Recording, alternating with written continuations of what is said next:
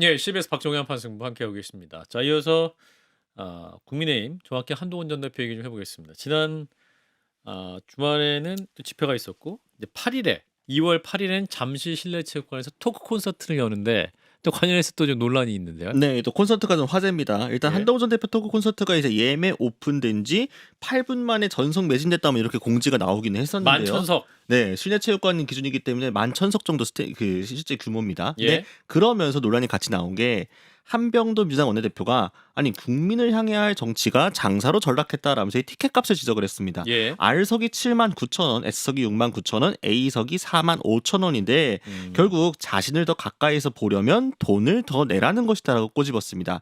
이 티켓 장사면서 회개한 한동훈식 등급제 유료 정치 이렇게도 비유를 했는데요. 예. 그러자 한동훈 전 대표가 이제 본인의 SNS에 토크 콘서트에서 어떤 명목으로든 본인은 단 1원도 가져가지 않는데 비즈니스니 장사니 정치 자금이니 하는 말이 가당키냐 하냐라고 이렇게 비판을 했습니다. 예. 오히려 민주당이 진짜 정치 장사, 진짜 비즈니스 하는 본산이다라면서 또 실제 발생하는 비용을 일부라도 정치인 개인이 부담하게 되면 오히려 공직선거법 위반 소지가 있다라는 해명도 추가로 나왔습니다. 그럼 한병도 민주당 원내대표에게는 가격 차등 두지 말고 뭐 6만 원이면 6만 원 다 통일했어야 된다 이 말씀이에요? 아니면 아예 돈도 걷지 말았어야 된다는 거예요?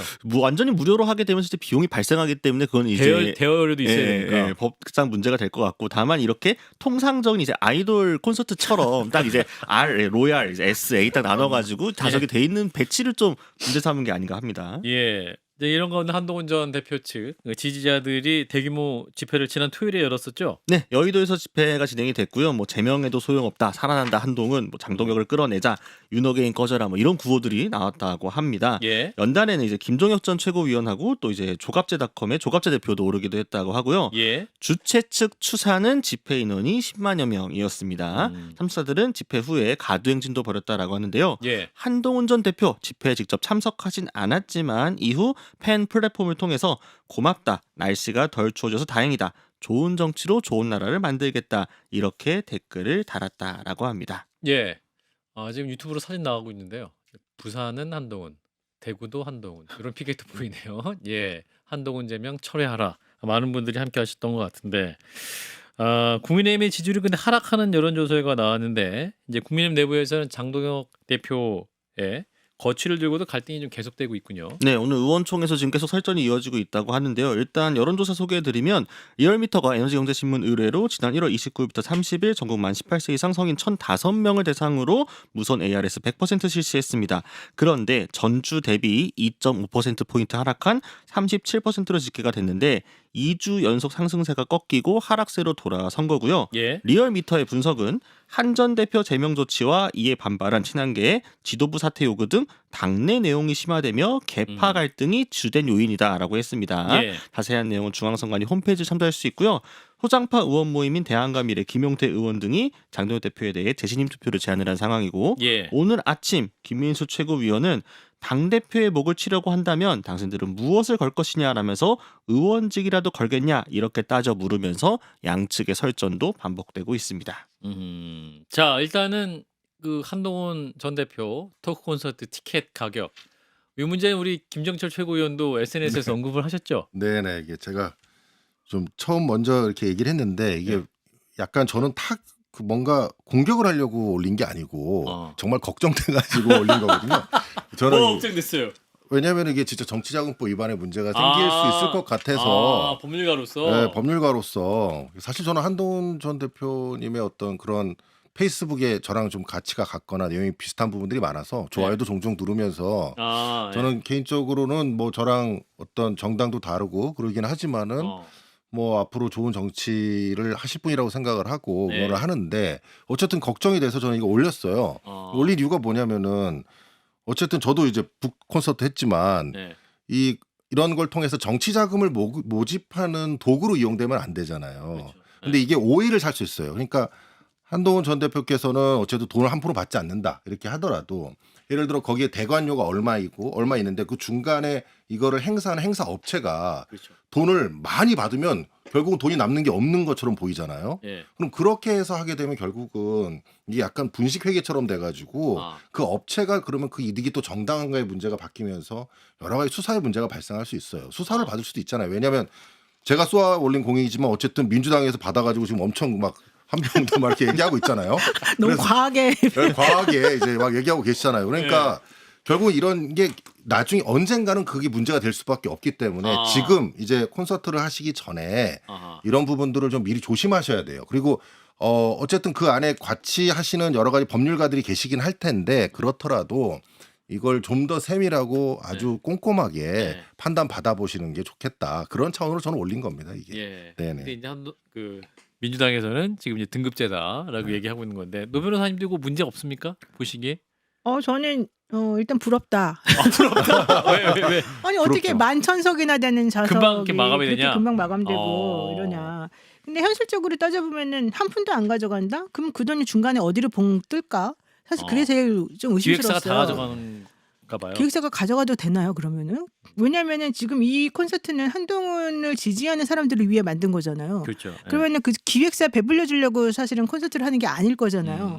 근데 알석을 79,000원이나 받고 뭐 S석 뭐 3만 얼마 받는다는데 다 합치게 되면 되게 돈이 많대요. 이게 네. 금액이. 그럼 이거 금액을 다 하면은 대관료를 공제하고도 많이 남는 당연하죠. 그런 대관료 상태예요? 플러스 스텝 뭐 아. 플러스 등등 네. 들어가는 비용 다 공제하고도 저는 절반 이상은 남을 거라고 봐요. 이게 어. 일반적으로 공연하는 사람들이 이득을 아하. 남기려고 하는 사람들의 그 동계산하고 비슷하게 지금 들어가는 거 아닌가요? 맞아요. 게다가 지금 한동훈 대표가 스스로 예를 들면 그런 곳은 실제 공연하는 사람에 들어가는 몸값이 제일 비싸기 때문에 돈이 많이 들어가는 건데 그렇죠, 그렇죠. 한동훈 대표는 돈을 안 받는다는 거잖아요, 자기는. 출연료가 없죠. 네, 근데 왜 그렇게 돈 비싸게 그럼 받아요? 만약에 그 말이 맞으려 그러면 싸게 받았어야죠, 일괄적으로라도. 근데 3만 원, 2만 원, 만 원.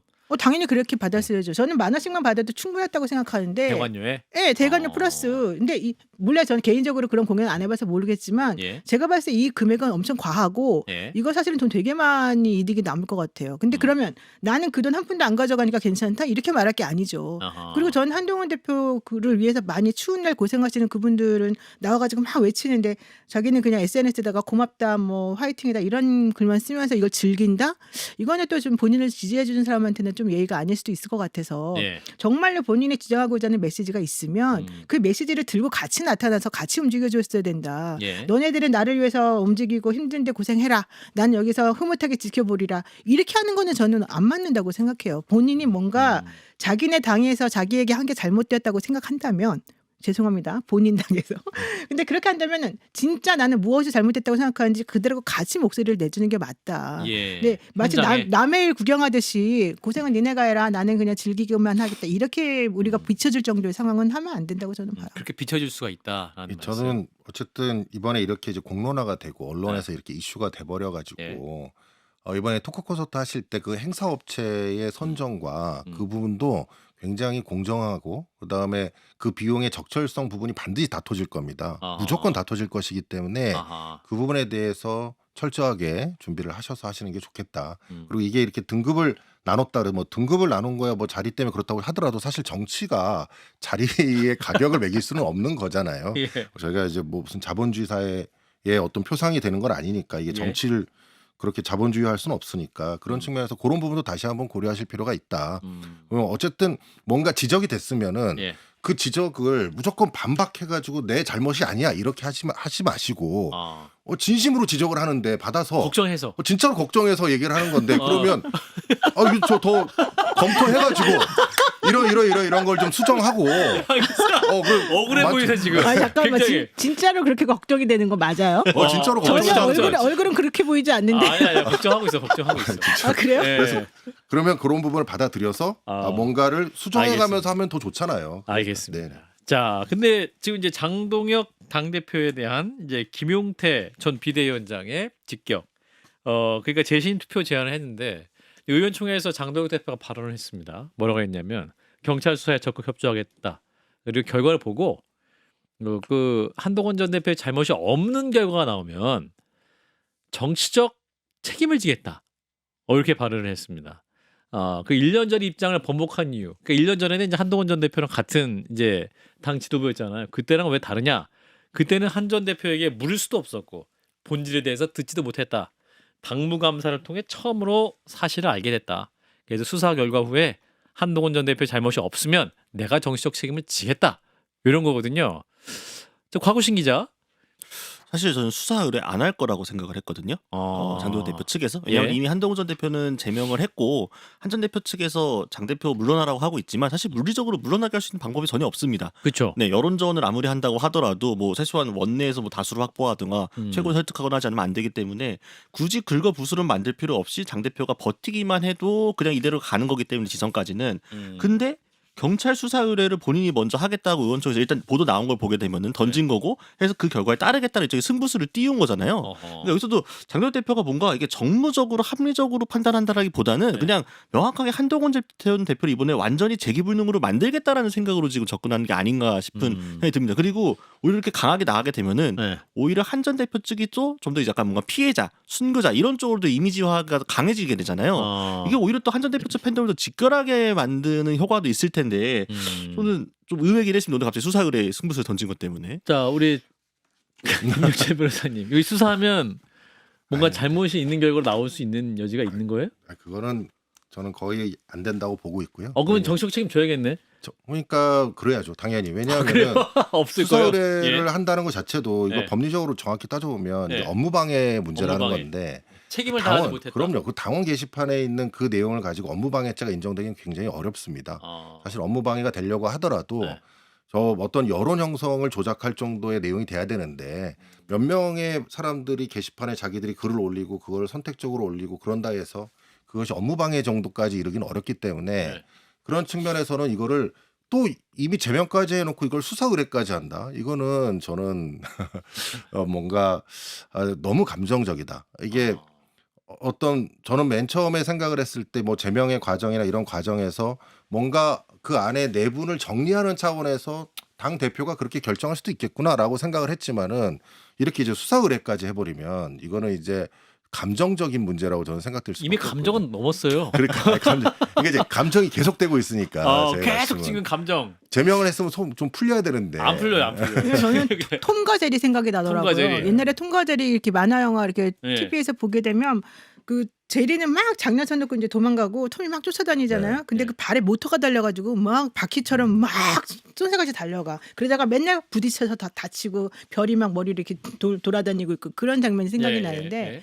뭐 저는 정치적 책임을 진다고 해봤자 오늘 수사 의뢰한다고 내일 나오는 게 아니기 때문에 그거는 별로 그렇게 본인 입장에서는 의미 있는 문제가 게 되는 아니다? 게 아닐 것 같아요. 왜냐하면 아. 수사라는 거 하는 게 되게 오래 걸릴 게 뻔할 뻔짜고 실제 이걸 하는 과정 중에서 계속해서 뭔가 이 수사 내용이나 이런 게 양산되면서 어쩌면 오히려 한동훈을 좀 더 망신 주는 쪽으로 이걸 활용하고 싶어 하는 것이다. 이런 생각이 조금 솔직히 좀 들었고요. 그러니까 이제 그거 쓴 사람 누구다라는 게 이렇게 구체적 가족들 그러면서 또 그 관계가 드러나고. 내용도 뭐 명확하게 나오면서 얘 또 아. 거짓말했어 막 이런 거 나올 수 있고요. 아. 그다음에 더 중요한 게 당무 게시판에 대한 자기네들이 감사를 해봤다 그러잖아요. 네. 그리고 서버를 관리하는 업체에는 이미 많은 자료들이 그대로 다 있다는 거예요. 네. 그러면 이거는 되게 자신이 만만하기 때문에 사실 이거를 그렇게까지 그게 옳다는 건 아닌데 네. 그렇게 지금 하고 있는 모양새여서 이거는 어차피 지선 끝나고 나면은 장동현 대표는 본인이 지선에 만약에 참패하게 되면 또 책임을 져야 될 수도 있고 또 1년 반 정도 지금 남아있는 상황이기 때문에 그렇지 않다 하더라도 내년까지 어떻게 될지 모르는 상황이라서 저는 이 부분에 있어서는 장동현 대표가 끝까지 각오는 있고 사실은 이제 아무도 그 사람을 못 말리는 상황이 됐지만 예. 그게 장동현 대표한테 꼭 무조건 나쁜 건 아니다 이렇게 생각합니다. 근데 이게 장동현 대표한테 자충수가 될 수도 있다라는 이야기가 나오는 이유 중에 하나는 그러니까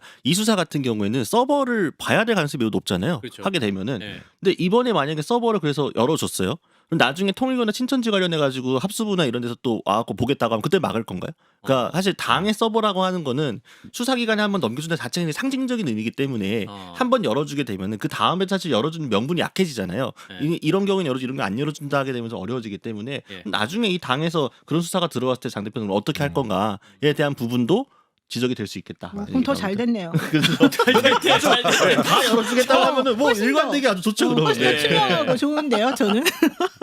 그 재신임 투표 얘기가 나오는데 곽우신 기자 현장에서 느끼시기 어떠세요? 재신임 투표 김용태 전 비대위원장의 문제 제기. 하고 지금 이미자 의원이 두 또 분이 받아가지고 아. 이미자는 더 세게 해가지고 그럼 해서 무조건 결과 수용하는 걸로 해서 100% 당원 투표 하자 이렇게 얘기를 하고 있잖아요. 예. 근데 지금 의원총에서 뭐 제가 오늘 후배에게 전해들은 얘기로는 예. 의원총에서의 다수 분위기는 그건 너무 과하지 않느냐 투표로 가는 것 자체가 그러니까 지금 이런 얘기를 하더라고요. 예. 그래서 아마 실제로 재심 투표가 진행될 가능성은 높아 보이진 않는 것 같습니다. 그렇군요. 그래서 결과가 어떻게 나오든 이상하거든요. 내가 보기엔 양쪽에서 지금 전부 다 앞불싸하고 있을 것 같아요. 앞불싸? 왜냐하면 한동훈 대표 측에서도 지금 100만 당원으로 넘어서게 된 게 장동혁 대표 들어오고 난 다음에 장동혁 대표를 좋아하는 사람들이 더 많이 들어왔다는 거거든요. 한 30만 명 정도. 예, 뭐 그 정도. 그럼 만약에 실질적으로 그렇게 한번 공개해가지고 투표해보자 그러면은 오히려 그쪽에 더 유리하게 나올 가능성도 있어요.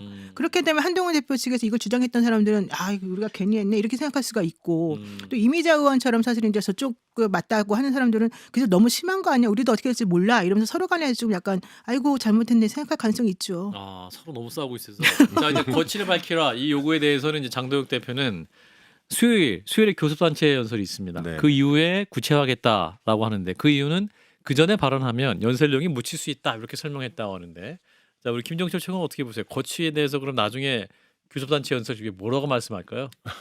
뭐 교섭단체 어떤 카드가 연설을 있을지. 잘 하시겠다고 하겠죠. 잘하겠다. 네, 뭐 그렇게 하실 거라고 생각이 되고 네. 어쨌든 뭐 제시님 뭐 얘기를 하시는 거 부분도 제 생각에는 그냥 강조하는 의미 정도에 불과하다고 생각합니다. 본인이 확실하게 하겠다라는 것 정도에 아, 재심을 한다고 해서 뭐 결과가 달라질 것이 아니라는 걸 본인께서 더 잘 알고 계실 거고 결국은 이 사태에서 저는 걱정되는 부분이 이런 거예요. 국민의힘의 입장에서 결국은 너무 앞에 한 수만 바라보고 자꾸 무엇을 하는 것 같다라는 생각이 들어요. 우리가 앞에 두 수, 세 수를 바라보고 그다음에 이제 멀리 보면 멀리도 아니죠. 가까운 지방선거를 생각을 하면서 전략적으로 다가가야 되는데 예. 지금 모든 게 지금 감정적으로 하다 보니까 앞에 있는 한 수를 빨리 두는 거에만 지금 치중하는 것 같은 생각이 듭니다. 예. 자 이런 가운데 또 좀 세게 나오는 분이 한 분 더였습니다. 오세훈 서울시장. 장동혁 디스카운트에 지선 패배할까 속이 수검댕이다. 이렇게 하면서 이게 퇴진을 또 요구했어요. 곽우신 기자. 네. 오세훈 시장의 진위는 오세훈 서울시장은 이대로는 본선 해봤자 진다는 분위기가 느껴지니까 그러니까 민주당 후보에게 질 수도 있다. 그렇죠. 그러니까 예전에 그러니까 이전까지만 하더라도 다른 지역은 어려워도 서울에서는 그래도 오 시장 내보내면은 해볼만 하겠다 이길 수 있겠다라는 분위기가 컸는데 지금은 좀 지금 기류가 이상한데 여러 지표들 상에서 안 좋아지고 있잖아요. 결국에는 장동혁 리스크를 제대로 털지 못하면 오세훈 시장은 지금 본선 가봤자 의미가 없다. 그래서 설사 만약에 본인이 지금 여기서 강하게 이야기를 한 게 경선에서 문제가 돼가지고 본인 탈락하게 되더라도 어차피 그렇게 선거 치는 본선 가도 못 이기거든요. 예. 근데 경선이 중요한 게 아니다. 본선에서 경쟁력을 확보하기 위해서는 일단 요거 빨리 어떻게든 정리하고 하다못해 나는 그러니까 당이 그 모양이라고 하더라도 나중에 나는 다르다. 예, 나는 끝까지 그거에 대해서 맞서 싸웠던 사람이다. 이걸 보여주기 위해서라도 지금 강하게 메시지를 내고 있는 거죠. 노 변호사님. 아니 좀 국민의힘은 특이한 게 꼭 1등하는 후보들을 다 주저앉히더라고요. 예전에 홍준표 전 시장하고 윤석열 씨하고 싸울 때도 홍준표 아하. 시장이 이기고 있었는데 주저앉혔죠. 예. 나경원 의원하고 오세훈 시장하고 그때 이렇게 둘이서 막 경쟁하고 그럴 때도 나경원 의원이 원래 이기고 있었는데도 주저앉혔었죠. 예. 그다음에 지난번에 당대표 선거할 때도 또 1등한 사람 따로 있었는데 또 그 사람 다 주저앉히고 이상하게 그러면서 이제 2등, 3등 하는 사람을 끌어올려가지고 뭔가 어쨌든 해보는 그런 상황이었잖아요. 근데 오세훈 시장 입장에서는 사실은 이제 큰일 났다. 승부수를 던질 수밖에 없다. 이 구조가 되는 것 같아요. 지금 이 나장연합 고씨까지 합쳐가지고 고장나 연합이 정말 엄청나게 고성국, 장동혁, 나경원. 예, 이제 저는 근데 고장나 개인적으로 연합. 제가 그렇게 그냥 이름을 붙인 건데요. 이름을 참 공교롭게도 예. 그렇지 않습니까? 고장나 연합이. 예, 그냥 개인적으로 그냥 붙인 거니까 뭐 의미는 네. 부여하지 마세요. 알겠습니다. 예, 근데 어쨌든 그렇게 지금 하는 상황에서 본인이 누구랑 손을 잡아가지고 이 상황을 타개할 수밖에 없는 거잖아요. 그러면은 만약에 지더라도 정말 안 되더라도 내 잘못이 아니야라는 걸 만들어줬어야 되는 것이고 또 아니면 경선까지는 가서 내가 무조건 본선에 올라갈 수 있는 토대를 마련해야 되는 거니까 오세훈 시장 입장에서는 어쩔 수가 없는 것 같아요. 자 우리 또 김영철 최고께서는 네. 서울시에 대한 관심이 많으시지 않습니까? 관심이 많죠. 예. 굉장히 관심이 많습니다. 굉장히 관심 많고 의지와 열정도 있으신 상황인 것 네. 같은데. 어쨌든 예. 이 오세훈 시장께서 하시는 말씀은 저는 진정성을 믿어요. 그리고 그분이 잘 믿으시네. 지적성. 한동훈 전 대표도 믿으시고 오세훈 시장도 잘 믿으시고. 저는 믿습니다. 그래서 어쨌든 그분께서도 왜 그러니까 사람이 솔직하지 못하게.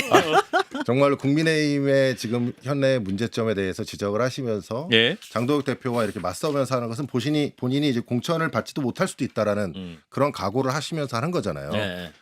저는 그런 측면에서 물론 기자님께서 말씀하시기에는 그게 만약에 공천이 된다 한들 이세로 가면 진다라는 판단에서 그런다고 하시겠지만 저는 그렇게까지는 보지 않고요.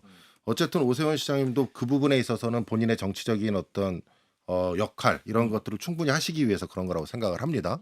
근데 다만 이제 문제는 국민의힘에서 결국 말씀하신 것처럼 이런 경쟁력이 있는 후보들을 전부 다 떨어뜨리고 있다는 거예요. 그러니까 그게 왜 그러냐면은 당을 위한다기보다는 제 생각에는 다 자신의 정치력, 자신이 돋보이기 위한 방편으로 하기 때문에 그렇다고 보여집니다.